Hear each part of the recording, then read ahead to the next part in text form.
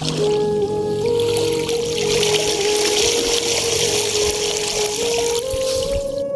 বড় বড় এমপি মন্ত্রীরা দেখুন কৃষক কি দুর্ভোগে পড়ছে, দেখেন নিজের চোখে কিভাবে তলিয়ে যাইতেছে কৃষি ফসল। শুধু এসে দেখলেই কৃষকের দুঃখ দুর্দশা দূর হয়ে যায় না।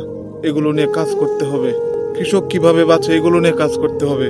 কৃষি ফসল যাতে নষ্ট না হয়, এদেশের এই অর্থনীতি যাতে নষ্ট না হয়, এগুলোর উপর নজরদারি রাখতে হবে। এগুলো কি নষ্ট হইতেছে না? দেশের অর্থনীতি কি নষ্ট হইতেছে না? দেখেন, লোকের অভাবে কাটা যাইতেছে না ধান, পানিতে তলিয়ে যাইতেছে। কৃষকের তো ঠিকই ক্ষতি হইতেছে, অনেক ক্ষতি হইতেছে, অনেক। কে দেখবে এগুলো? এগুলো কি দেখার লোক নাই? অবশ্যই লোক আছে, কিন্তু দেখে না কেন? কি জন্য দেখে না? এই যে গোটা হাওরের হাওরের ধান বৃষ্টির পানিতে এই অবস্থা হইতেছে, কিন্তু এগুলো নিয়ে কোনো প্রকার গুরুত্বপূর্ণ ব্যবস্থা নাই। দিন শেষে কষ্টটা ওই কৃষকেরই থাকে, দিন শেষে ক্ষতির সম্মুখীন ওই কৃষকই হয়।